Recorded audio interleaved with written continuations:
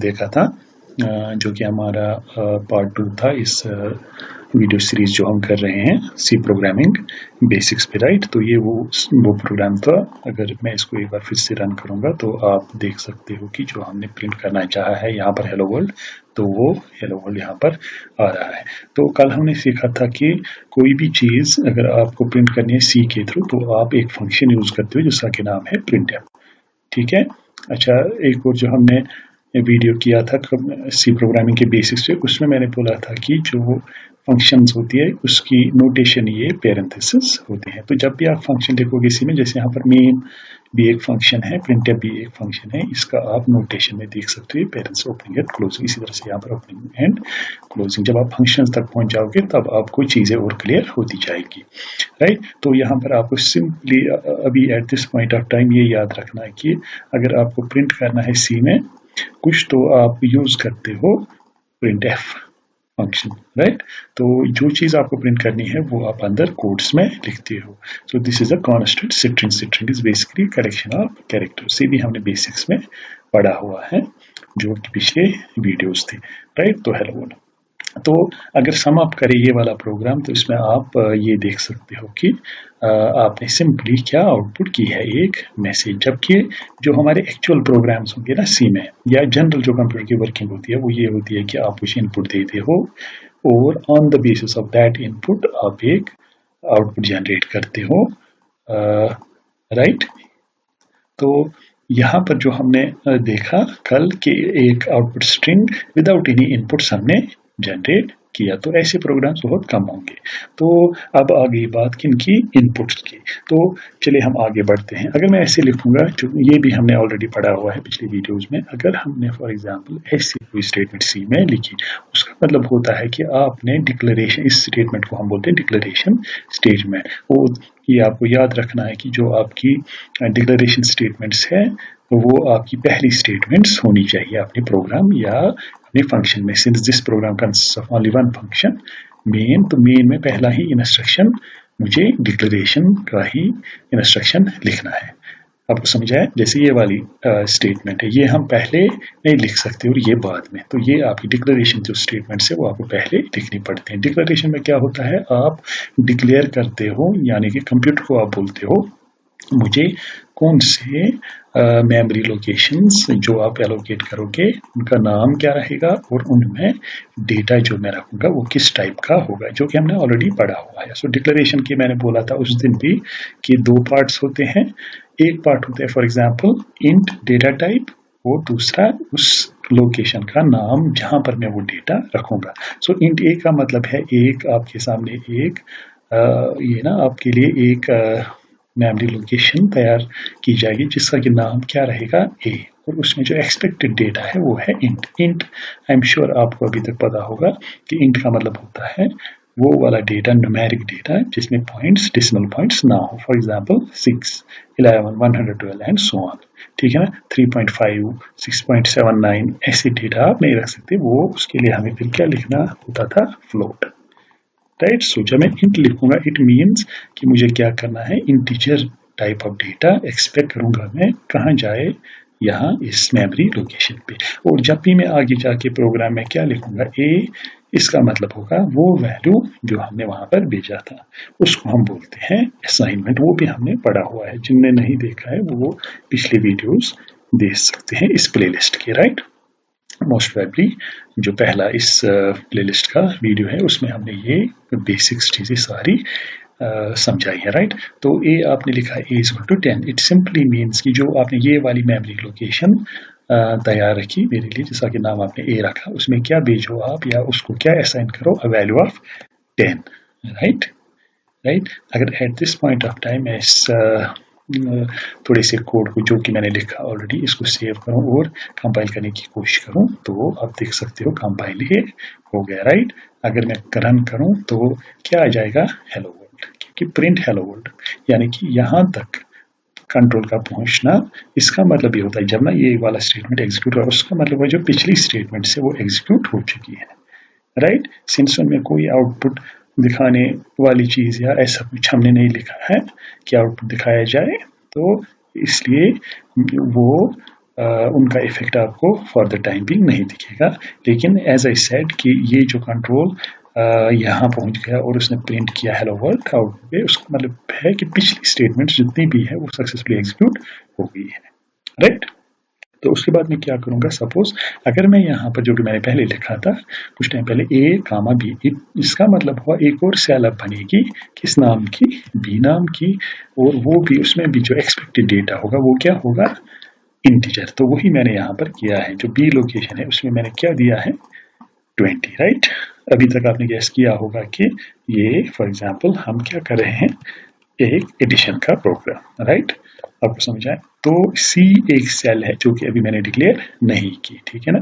चलिए हम करते हैं पहले, सी का मतलब होता है यहाँ पर कि एक और लोकेशन जो है उसका नाम क्या रहेगा, C. So you have basically declared 3 cells A, B and C. All of these cells are of the type of integer, right. इसके बगैर आप उसमें डेटा नहीं भेज सकते, इंटीजर के बगैर वो गलत होगा, क्योंकि declaration means something which I declare, which I affirm, right, कि मुझे ऐसा डेटा चाहिए। बाद में आप मुकर नहीं सकते, आपको वही डेटा देना है जो आपने बोला डिक्लेरेशन के टाइम, ठीक है ना। सो कंट्रोल जब यहाँ पहुंचेगा तो you have already declared it as an integer cell. So यहाँ पर आपको ख्याल रखना कि मैं वही डेटा भेजूं जो आपने डिक्लेरेशन में लिखा है। So is bulletin is perfectly fine because 10 is an integer value, same for b and same for c. Now यहाँ पर आप एक इंपॉर्टेंट चीज ये देखोगे कि जो वेरिएबल होता है आपका ए बी एंड सी, ये भी हमने डिस्कस किया हुआ है, ए बी एंड सी इनको हम क्या बोलते हैं, वेरिएबल। सो यहाँ पर ए क्या है, वेरिएबल, बी क्या है, वेरिएबल, सी क्या है, वेरिएबल। तो वेरिएबल जो आपका होगा वो इज इक्वल टू, या असाइनमेंट ऑपरेटर जो है यहाँ पर उसके लेफ्ट हैंड साइड में आता है, और जो वैल्यू आप असाइन करते हो वो कहाँ से आता है, राइट हैंड साइड, ठीक है ना। अब देखो यहाँ पर आपको 2 सिनेरियोज इन 3 इंस्ट्रक्शन में मिलेंगे। पहला सिनेरियो ये है कि जहाँ पर आप एक डायरेक्ट वैल्यू असाइन करते हो किसको, ए को, right. Same for this, b में आपने क्या डाला 20, या असाइन किया उसको 20। लेकिन यहाँ पर सिनेरियो डिफरेंट है, यहाँ पर एक एक्सप्रेशन, इसको बोलते हैं एक्सप्रेशन, और एक्सप्रेशन आपको पता है कि वो पहले क्या करनी पड़ेगी हमें, सॉल्व, राइट। यहाँ पर आपको एक ख्याल रखना है कि ना हम बोल रहे हैं सी इक्वल टू ए, ना हम बोल रहे हैं सी इक्वल टू बी, बल्कि ए प्लस बी हमें पहले सॉल्व करना पड़ेगा, ठीक है ना। तो ठीक है, क्योंकि हमारे पास ए का भी वैल्यू है, बी का भी वैल्यू है, और एडिशन उनका क्या आएगा, ए प्लस बी 30। तो 30 जो है वो अब असाइन होगा किसमें, सी में, राइट। तो अब क्या रह गया बाकी, आउटपुट दिखाना। तो मैं क्या लिखूंगा, सी, राइट, राइट। मुझे पता ये गलत है, अगर जो आप में से लोग जानते होंगे कि ये गलत, लेकिन लेट अस से कि फॉर द टाइम बीइंग जो भी हमारे बिगिनर्स हैं उनके लिए मैं लिखूंगा कि मुझे, क्योंकि सी में क्या है, ए प्लस बी का वैल्यू 30, तो यहाँ पर क्या आना चाहिए, 30। तो चलिए क्या करते हैं, सेव करने के बाद for example compile and run करते हैं। कंपाइल एंड रन मीन्स दोनों चीजें साइमल्टेनियसली चाहिए। तो क्या हो गया प्रिंट आपका, जैसा कि आप देख सकते हो सी, तो इसे किया प्रिंट सी। इसका मतलब है कि जो आप, जैसे हमने कल लिखा था हेलो वर्ल्ड, तो हेलो वर्ल्ड ही आ गया। इसी तरह से आज आपने क्या लिखा, सी, तो सी ही आ गया, लेकिन मैं सी के बदले क्या चाहता हूं, आ जाए सी का वैल्यू। सो वो आपको क्या करना है, कंपाइलर को बोलना है, कंपाइलर को बोलना है कि नहीं सी नहीं प्रिंट करना, सी का वैल्यू प्रिंट करना है। तो वो हम क्या लिखते हैं, वो हम लिखते हैं कोट्स के बाहर, और कोट्स में हम क्या लिखते हैं, एक इसको हम बोलते हैं प्लेस होल्डर, राइट। एक तरह का ये प्लेस होल्डर है जो कि आपको याद रखना है कि इंटीजर के लिए, इंटीजर के लिए जो कंट्रोल कैरेक्टर है वो है %d। इसी तरह से जो फ्लोट के लिए है, जो कि अभी हमने नहीं देखा डेटा टाइप, लेकिन पढ़ा हुआ है ऑलरेडी बेसिक ये जो वीडियो था, तो उसके लिए हम क्या लिखते हैं, %f। और इसी तरह से फॉर अ कैरेक्टर वेरिएबल, उसके लिए हम क्या लिखते हैं, %c। तो फिलहाल अगर आपको इतना ज़्यादा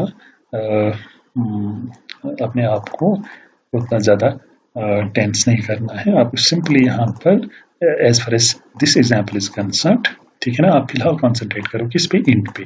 तो अगर आपको कोई इंटीजर वैल्यू प्रिंट करना है तो आपको विद इन कोट्स क्या लिखना है, %d, और फिर कामा के बाहर, ठीक है ना, या डबल कोट्स के बाद बाहर एक कामा डाल के क्या सी, बट दिस सी आपको याद रखना है, this c corresponds to this percent d, यानी कि परसेंट डी मेरी मजबूरी थी, क्योंकि जब मैंने सी यहाँ पर डायरेक्टली लिखा था तो उसने सी ही प्रिंट किया था। जब मैं चाहता हूँ सी का वैल्यू, या मैं चाहता हूँ कंपाइलर को बोलना कि ये जो मैं सी लिख रहा हूँ ये सी नहीं है, एक कॉन्स्टेंट सी नहीं है, बल्कि ये सी एक वेरिएबल है, ठीक है ना, क्योंकि यहाँ पर सी हमने डिक्लेयर किया है एज ए वेरिएबल। तो अगर मैं, अब हमने अभी कुछ टाइम पहले देखा, जब मैंने सी डायरेक्टली यहाँ लिखा तो सी आ गया, इसीलिए हमें कंपाइलर को इस तरह से बोलना है, क्या रख के, ये परसेंटेज रख के, राइट। तो परसेंटेज एक्चुअली आपको ख्याल रखना है कि जो वैल्यू प्रिंट होता है वो होता है यहाँ, ये बस लिखने में आपको ऐसे लिखना है। इसीलिए मैं प्रेस्क्राइब करूंगा कि आप सारे स्टूडेंट्स क्या पढ़े इसको, print f c, print f c, print f c. आपको समझ आया? आपको print f percentage comma c कहने की जरूरत नहीं है, ये हमें जब लिखना होगा तब हम मजबूर हैं ऐसा लिखने के लिए, क्योंकि हम कोट्स में डायरेक्टली सी को नहीं रख सकते। उसके बदले हम क्या लिखना है, percent D, rest would be same. So basically ये आप मान के चलो कि ये सी हम प्रिंट करें, लेकिन सी का वैल्यू, तो सेव करके हम क्या चले जाएंगे कंपाइलर रन पे, तो क्या आ गया 30, राइट। तो ये एडिशन आपका सही आ गया, but as you can see अगर आप यहाँ पर 30 देखोगे ना, ये कुछ अजीब लग रहा है। बेटर वुड हैव बीन अगर आप क्या लिखते, सम इज इक्वल टू 30, ठीक है ना। अब यहाँ पर आप कंफ्यूज हो जाते हैं। देखिए, जब मैंने अभी आपको कुछ टाइम पहले बोला था कि जो भी आप कोट्स में लिखते हो ना वो वही आता है, तो यहाँ पर sum is equal to quotes में है ना, सम इज इक्वल टू ही आएगा, इस परसेंट डी के बदले क्या आएगा, सी का वैल्यू। तो अगर हम फिर से सब सेव करके कंपाइल एंड रन करेंगे तो क्या आ गया, sum is equal to 30, which looks a bit better. आपको समझा है, जस्ट टू रिकैप थिंग्स, ठीक है ना। कल का जो टॉपिक था वो साथ लेके कि हमने देखा था कि आपका जो सी प्रोग्राम है वो it consists of one or more function, if there is only one function it must be main, right. कुछ लोग यहाँ पर इंट लिखते हैं, कुछ वाइड लिखते हैं, फिलहाल हम उस झंझट में नहीं पढ़ेंगे, फिलहाल आप ऐसे ही याद रखो, ये चीजें इंशाल्लाह क्लियर होती जाएगी जो भी हम आगे बढ़ेंगे, फंक्शन तक पहुंचेंगे। तो मेन जो फंक्शन है एग्जीक्यूशन यहाँ से स्टार्ट होगा, जो पॉइंट हमने पहले क्लियर किया अपने आप को कि जो आपकी डिक्लेरेशन स्टेटमेंट है वो पहली स्टेटमेंट होनी चाहिए आपके प्रोग्राम में। ये एक कॉमन सेंस है, क्योंकि अगर फॉर एग्जांपल आप a इक्वल 10 लिखते हो यहाँ पर कि a एक वेरिएबल बन गया, उसमें आपने क्या डाला, वैल्यू 10, तो उससे पहले ये क्या होना चाहिए, डिक्लेयर, वरना ये फॉर एग्जांपल, चलिए हम करते हैं ऐसे, ठीक है ना। इसको मैं कमेंट करूंगा, comment means it is not ignored by the compiler. अब देखो, आप अभी नहीं दिखाए ना एरर, एरर यहाँ पर ये है, मैं आपको बोलूंगा एरर यहाँ पर ये है कि ये आपको बोल रहा है कि ये कौन सा ए है, राइट, यानी कि ये अनडिक्लेयर्ड है, ये अनडिक्लेयर्ड है। इसी तरह से अगर मैं थोड़ा आगे चलता, ये बी पे भी वही एरर और सी पे भी वही एरर दिखाता कि ये जो आप बोल रहे हो ए बी और सी, ये कौन है, क्योंकि मैंने तो नहीं देखा डिक्लेरेशन कहीं, राइट। तो अब चूंकि मैंने इसको अनकमेंट किया, अब आपके पास जो ए बी और सी है वो बाज़ाबिता तौर पर डिक्लेयर हो गए, वो आपका प्रोग्राम वापस से चलने लगा। आपको समझा है? So you need to declare things first for variables, then you can assign values and do other sort of calculations also. उसके बाद जो भी आपको करना है आप करो, राइट राइट। सो ऐसा सिनेरियो भी नहीं चलेगा कि आप ऐसे, ठीक है ना, जैसे मैं, ठीक है ना, फिर से वही बात होगी कि स्थिति का आया ए पे एरर, क्योंकि इसको डिक्लेरेशन नहीं मिली। तो फिर से अगर आप कंपाइल एंड रन करोगे तो आपका प्रोग्राम बिल्कुल अच्छे से चलेगा, राइट। तो आपके हिसाब से ये हमने एक प्रोग्राम किया, लेकिन मेरे हिसाब से आपने बहुत सारे प्रोग्राम किए। कैसे कि आप सपोज अगर आप a माइनस बी लिखोगे तो आपका क्या आएगा, डिफरेंस इज इक्वल टू, क्योंकि हमने अब a माइनस बी, राइट। आप यहाँ पर अगर मैं लिखूंगा ए एस्ट्रिक लिखते हैं इनटू के लिए, राइट। तो यहाँ पर क्या आ जाएगा, प्रोडक्ट इज इक्वल टू, ठीक है ना। और इसी तरह से अगर मैं यहाँ पर लिखूंगा ये डिवाइड, तो यहाँ पर आ जाएगा कोएफिशिएंट, ठीक है ना। यहाँ पर आपको एक चीज का याद रखना है कि जो आप डिवीजन यहाँ पर दो तरह के हैं। एक डिवीजन होता है, फॉर एग्जाम्पल यहाँ पर मैं कमेंट करके आपको समझाऊंगा कि अगर आप लिखोगे फॉर एग्जाम्पल 23 डिवाइडेड बाई से 5, ठीक है ना। तो चूंकि मैंने यहाँ पर ये डिवीजन किया है तो आंसर आपका क्या आएगा, राइट, इन केसेस 4 आएगा, ठीक है ना, बिकॉज 5 4 आर 20 एंड जो आपका 3 है ना वो क्या बन गया, रिमाइंडर।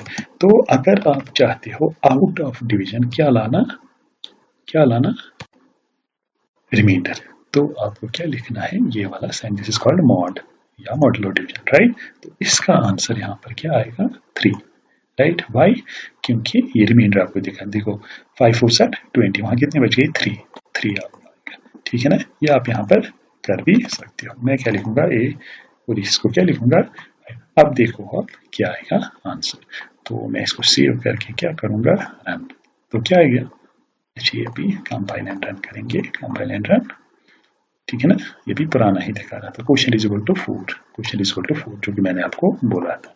अब देखो आप इसको मैं बंद करके क्या करूंगा, मॉड, ठीक है ना। तो मॉड करके आपको यहाँ पर मैं क्या लिखूंगा, रिमाइंडर। तो सेव करने के बाद आपको कंपाइल एंड रन करना पड़ेगा, फिर इफेक्ट लेता है। तो आपका ये क्या आ गया, 3, आपको समझाया, आपको समझाया। सो ये जो हम प्रोग्राम्स कर रहे हैं ना, ये सारे सिक्वेंशली एग्जीक्यूट हो रही है, इसमें इंस्ट्रक्शन, जैसे पहले यहाँ पर ये हुआ, फिर ये हुआ, फिर ये हुआ, फिर ये हुआ, फिर ये हुआ, फिर आपका एंड ऑफ द प्रोग्राम आ गया, end of the main function आ गया, वही हमारे प्रोग्राम का भी एंड है, राइट। तो ऐसे प्रोग्राम्स आप बहुत सारे कर सकते हो। Let us take another program कि जिसमें फॉर एग्जांपल आप से फ्लोट लोगे, ठीक है ना, इससे हमें फ्लोट का कॉन्सेप्ट भी क्लियर हो जाएगा। तो यहाँ पर मैं लिखूंगा एंड, और कितनी सेल्स बनेंगी, 2 सेल्स, ठीक है ना। तो प्रोग्राम जो हम करेंगे that would be calculate area of a circle, right. तो वो आपको पता है, वो आपको पता है पाई इंटू रेडियस का, रेडियस का क्या, स्क्वायर, ठीक है ना। तो इसमें मैं ऐसे लिखूंगा आसानी के लिए, pi into radius into radius, तो ये आपका area of a circle, right. तो हम ऐसे भी इसको लिख सकते हैं, ठीक है ना। तो ये हमारे कमेंट्स बन गए। अब देखो आप मुझे बोलो कि कितनी सेल्स हमें जरूरत पड़ेंगी या कितनी लोकेशंस, मेरे हिसाब से 2, राइट। अब देखो आप यहाँ पर मैं, और जो है ना, राइट, और जो है, और स्टैंड्स फॉर रेडियस, ठीक है ना, हमारे लिए इस प्रोग्राम में। तो मैं क्या लिखूंगा, 5, राइट, राइट। फ्लोट, मैंने फ्लोट का मतलब क्या होता है, इन दोनों सेल्स में जो एक्सपेक्टेड डेटा है वो क्या है, फ्लोट, यानी कि पॉइंट वाला डेटा। अब आपका क्वेश्चन होगा कि जैसे इंटीजर के केस में हमने बोला था कि उसमें आप स्टोर नहीं कर सकते क्या, फ्लोट वाला डेटा। इसी तरह से आपने यहाँ पर r इज इक्वल टू 5 लिख के क्या किया, कंट्राडिक्ट, क्यों, क्योंकि मैंने बोला कि जब आप कोई असाइन वैल्यू करोगे किसी फ्लोट सेल को, वो क्या होना चाहिए, डेसिमल पॉइंट उसमें होना चाहिए। लेकिन आपको पता है कि 5 can be represented as 5.0 also, right. तो इसलिए अगर मैं 5 भी लिखता, ये अंदर से क्या कंसिडर किया जाता, 5.0। तो यहाँ पर हमने एक और चीज ये सीखी कि आप इंटीजर में फ्लोट असाइन नहीं कर सकते, लेकिन फ्लोट में हम इंटीजर असाइन कर सकते हैं, जैसे हमने यहाँ पर देखा था। तो writing r is equal to 5 is equal to this, r is equal to 5.0। So दोनों केसेस में आपका प्रोग्राम चलेगा, ठीक है ना। अब देखो आप एरिया के लिए मैंने ली थी एक ए सेल, तो उसमें आप क्या लिखोगे, सपोज यहाँ पर मैं 3.14 is the value of what pi, ठीक है ना। यहाँ पर बहुत सारे स्टूडेंट्स को मैंने देखा है कंफ्यूज होते हुए, वो पाई के लिए भी एक वेरिएबल, जैसे यहाँ पर पी लेंगे और फिर पी में डालेंगे। अब यहाँ पर देखो आप, जो वेरिएबल की डेफिनेशन होती है ना, वो होती है जो वैल्यू चेंज हो जाए।